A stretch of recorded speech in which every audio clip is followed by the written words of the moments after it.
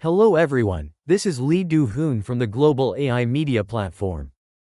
Today, I would like to discuss the really important philosophical topics of AI and ethics, and AI and human civilization. The new Pope Leo XIV, who was inaugurated last May, said the following: "I will protect human values from AI." What does that mean? Religious leaders are making such declarations because we are facing many issues. Politically, economically, socially, and culturally in the age of AI. It seems that AI is not just a matter of simple technological advancement. And there was also some surprising news. Recently, the first case was reported where AI manipulated code on its own and refused human commands. There were even threats from the AI that it would expose personal information. There were also claims from American journalists that they received such threats. This may not just be a simple error, but rather an indication that AI has begun to make independent judgments. Geoffrey Hinton, a professor at the University of Toronto in Canada, known as the godfather of AI, warned about this. In an interview with CBS News on April 20th, that is like a baby tiger could potentially kill you once it grows up. What do you think? When you hear stories like this, do you feel scared? Or do you still believe that AI will help us? Today, we are going to explore these questions together. Can AI and humans really coexist?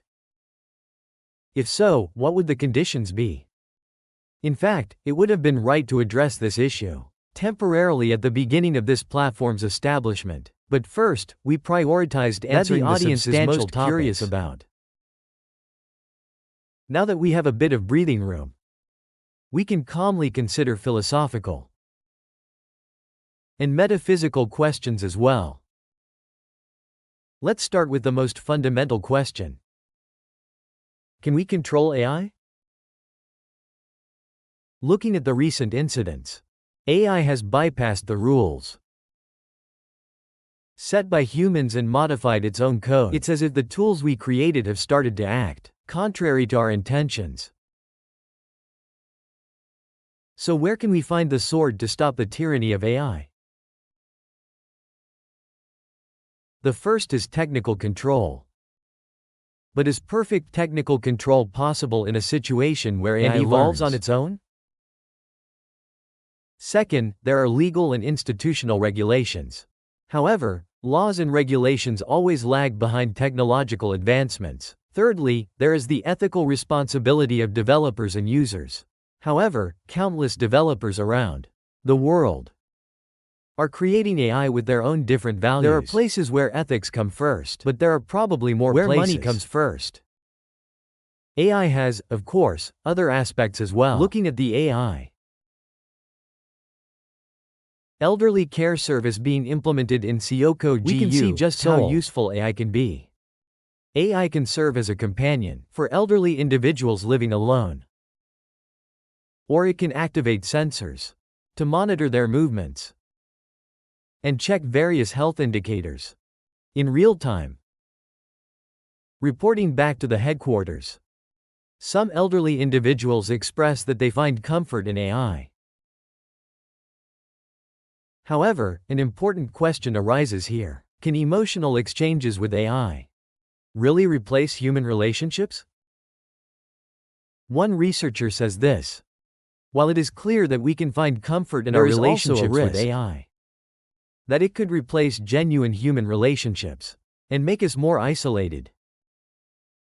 In particular, there are paradoxical situations where young generations communicate with AI while experiencing greater difficulties in real human relationships.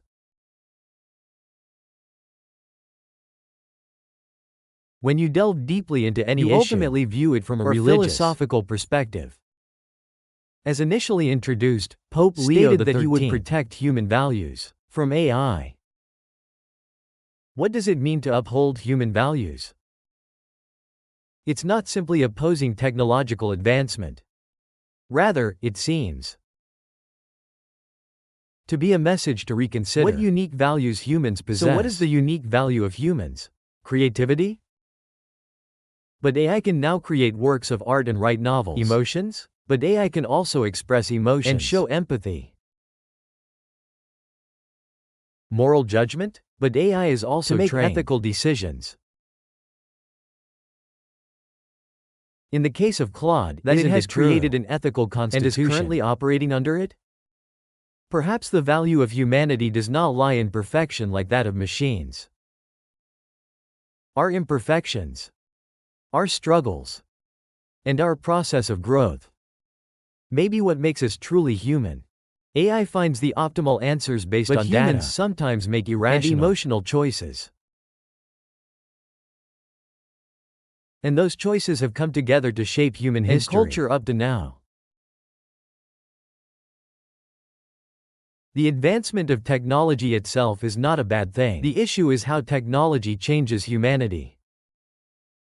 Aren't we losing our ability to think and judge for ourselves as we entrust everything to AI? Aren't we losing something human in exchange for convenience? If so, the future. Well, the question is how humans and AI should coexist from now on? It's always difficult to predict the future, but we can consider a few scenarios. Scenario 1. Collaborative coexistence is a relationship where AI complements and extends human capabilities. Doctors make more accurate diagnoses with the help of AI, and teachers provide personalized education using AI. Humans still hold the ultimate decision-making authority. Scenario 2. It is a relationship where competitive, adversarial AI replaces human jobs and threatens human values. Humans must compete with AI and may ultimately be pushed out in many areas. Scenario 3. A future where the boundaries and AI become ambiguous. A situation where humans are directly connected to AI through the brain, computers, and interfaces, or where AI possesses human consciousness. Then, let's take a look at what is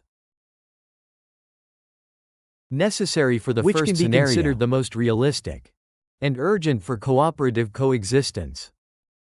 First, transparency and explainability. Humans must be able to understand the processes through which AI makes decisions. An AI, like a black box, cannot build trust. Human-centered design. AI should be designed to assist humans, not replace them. There is a need for AI development principles that respect human values and dignity. International cooperation and governance. AI is a technology that transcends borders. The efforts of a single country have their limits. International cooperation and common rules are necessary, as continuous education and adaptive skills change rapidly. We must also continuously learn and adapt. AI literacy can now be considered essential.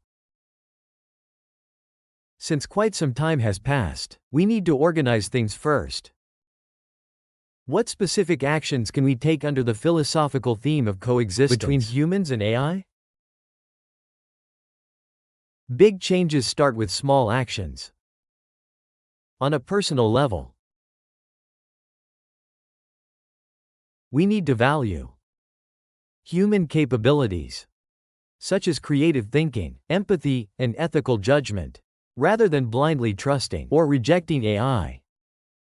Then, through continuous learning, we can adapt to the age of AI. And on a broader societal level, it is necessary to actively participate in social discussions about AI ethics, to ensure that citizens have a voice in the policy-making process and to demand improvements in the education system for the next generation. Finally, I would like to pose a question to you and reflect on it together. What do you think is the most valuable principle that we must uphold as humans in the age of AI? Please share your thoughts in the comments. The future of humanity and AI depends on the choices we all make. It's not technology that changes us, but how we choose to use technology. I hope this broadcast has provided you with something to think about. Today's broadcast was created based on the materials I have collected over the past 6 months. But since AI technology is advancing rapidly, I believe philosophical discussions like today's should continue to take place. I will come back with a deeper topic next time. I would appreciate your valuable comments reflecting your thoughts.